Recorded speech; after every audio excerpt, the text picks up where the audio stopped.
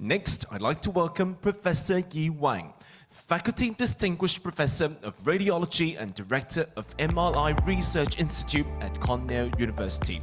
He will be talking about Quantitative Susceptibility Mapping, QSM, of Superparamagnetic Nanoparticles. Over to you, Professor Wang.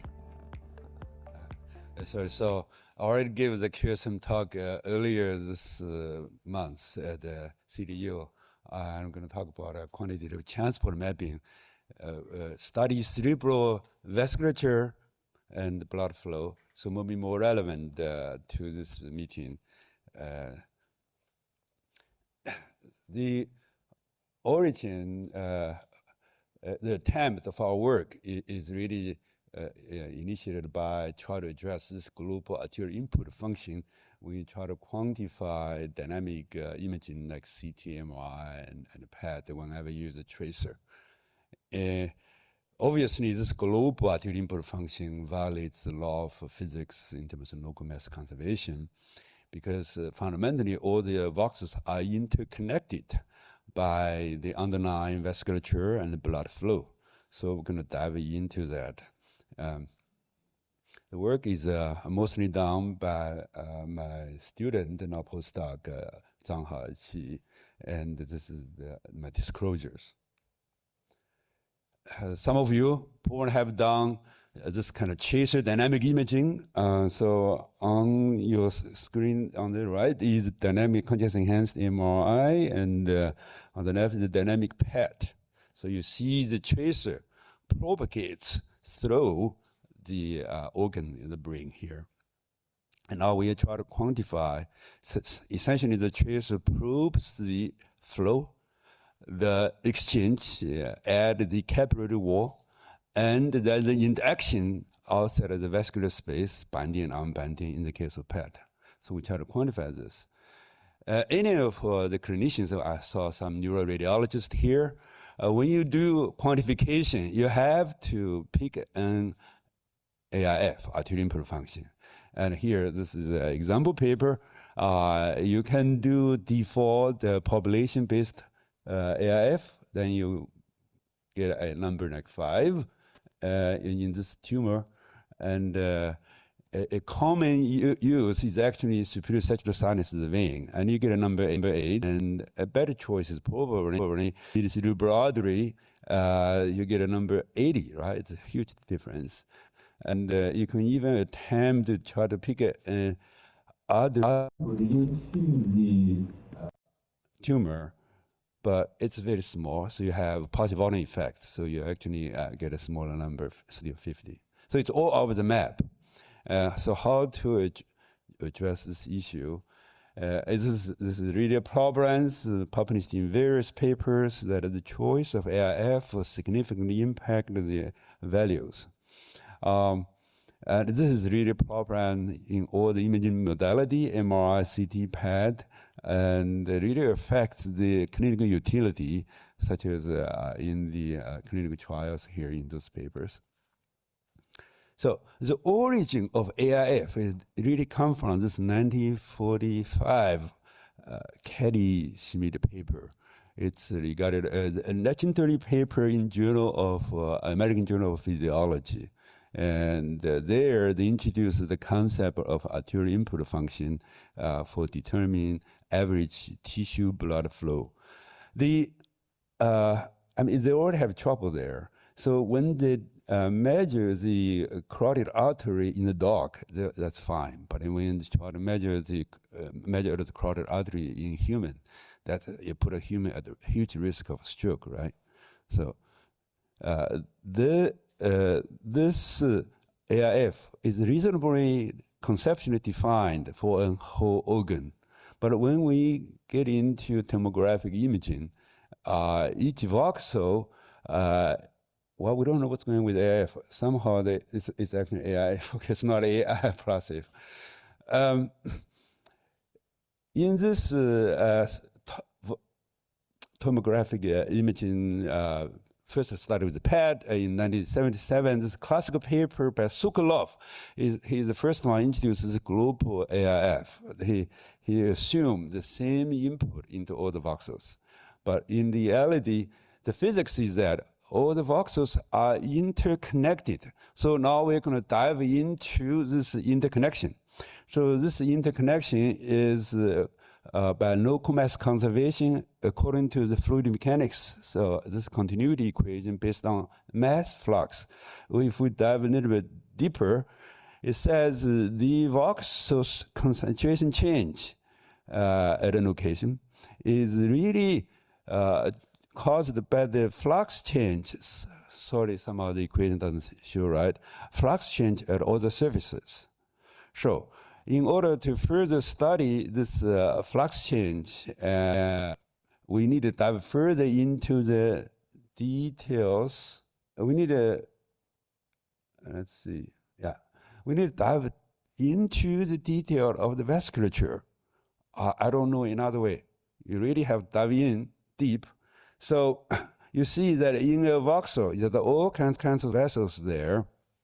And our interest is to connect what we are observing at the macroscopic imaging, cubic millimeters, with the vasculatures. Fundamentally, tissue blood flow should be defined at a macroscopic capillary level because it is at the capillary, through the capillary wall that the tissue space and vascular space interact, exchange there. So I think, to my knowledge, this is the first mathematical specifically defined macroscopic definition of tissue blood flow. So we are going to get into the detail of the vascular modeling for the purpose of infer the tissue blood flow, tissue macroscopic blood flow from the observed space-time resolved images. So the approach we take is we are going to do the forward problem. So for given vasculature and with the corresponding tissue transport parameters like the fluid exchange rates, the interaction rates, and then we can use simulated imaging. And then we do, so then we can create pairs of imaging data and the underlying macroscopic flow. And we can synthesize million pairs and, covering all possible vasculature with without disease. And then we train a network. Then we can do the forward problem, and then we do the inverse problem. Now, I'm going to dive a little bit of details into the vasculature details.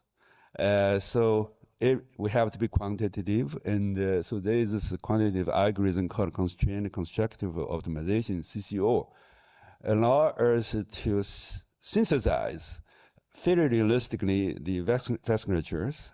So it's developed by this quantitative biology group, applied mathematicians, and reasonably validated. So the vascular generation is governed by various physiological parameters you put in, the blood volume, the blood flow, the geometry, and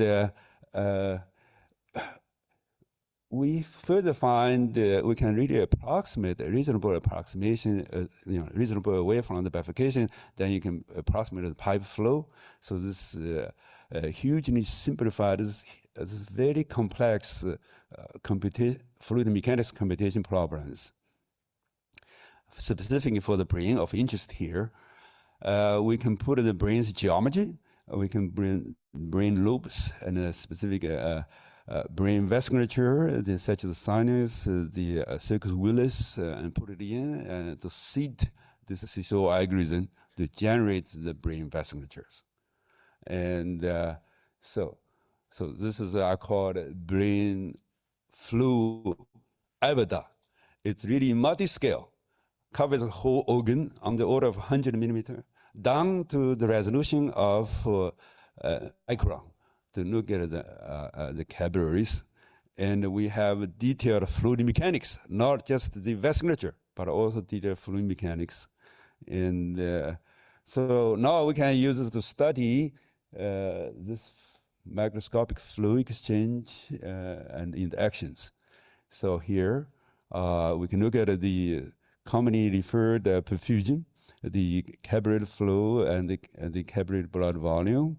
And in the case when there's a leaking interaction exchanges through the capillary space, further in the case of PET, positive emission tomography, the tracer have actually in and out of vascular space different rates, and the further outside of the vascular space is binding, unbinding, so it has this K1, K2, K3, K4, all this there. And so what do we do again? Is we have this vascular avatar with the sort of synthetic label of the microscopic flow and exchange rates. And then we can synthesize the corresponding imaging data. And so concentration, space-time maps, we train network. We go through many training to expose the network to all possible vasculatures in health and disease. And then we do the inverse problem. From the observed imaging data, infer the corresponding microscopic flow parameters. Right, so let's dive into some application. So first, time resolved, you can actually see time resolved CT. Just two parameters, the capillary flow and the blood volume. And so you can always do the traditional global AIF approach, we call it CADI, and then we can do our QTM approach.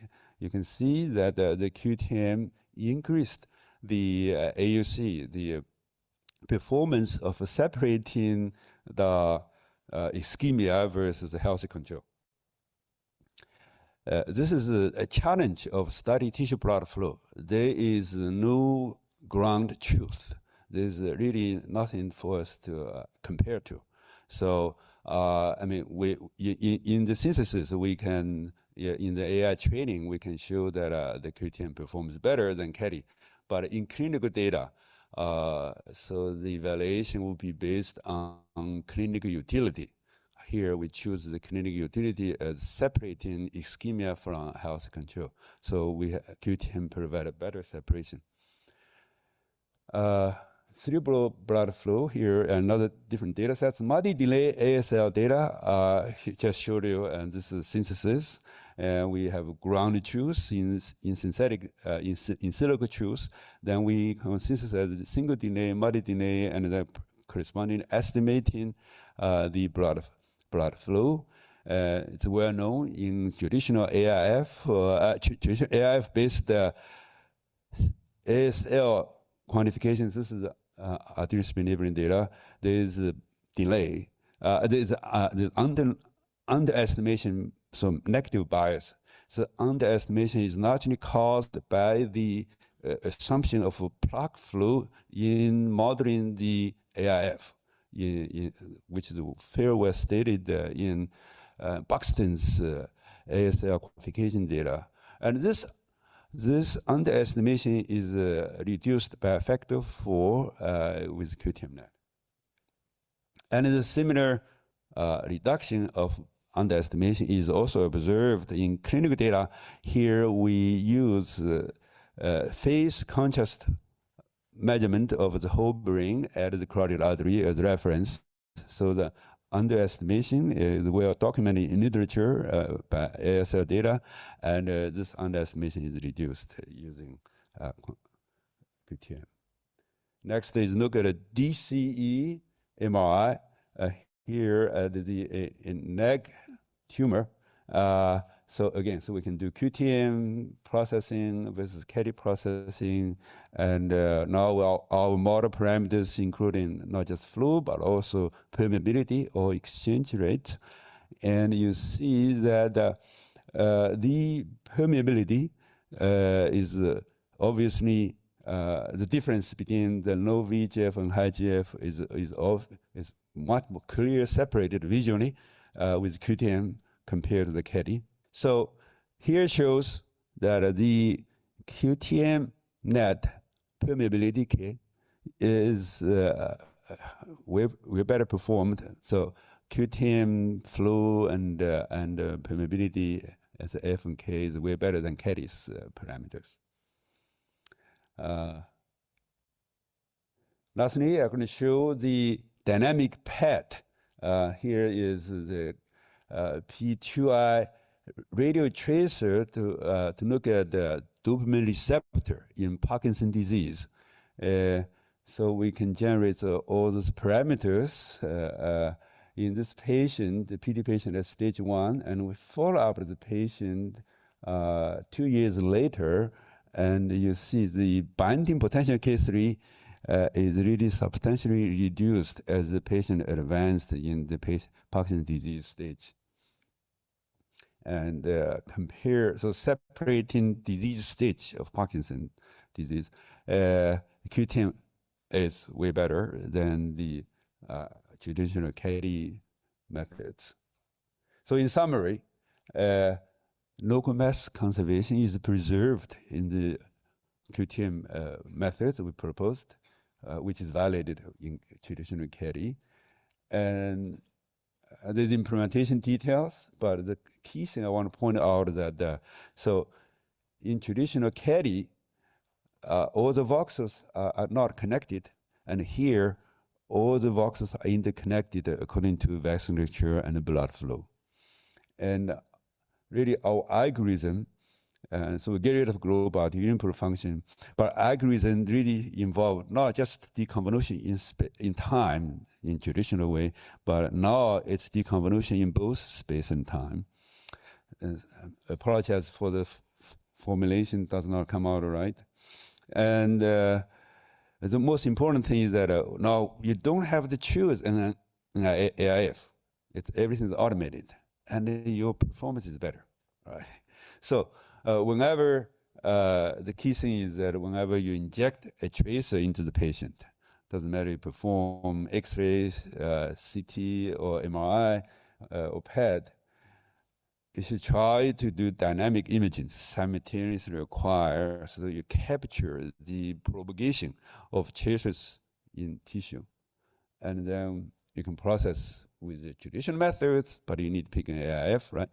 And you can always process automatically with QTM, and which give you better accuracy or more sensitive differentiation between pathologies.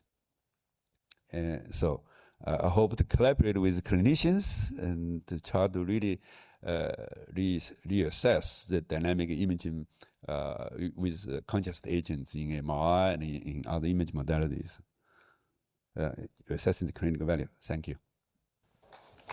Professor Yi Wang, ladies and gentlemen, please remain on stage as we'd like to invite Professor Chan back on stage to present a souvenir as a token of appreciation.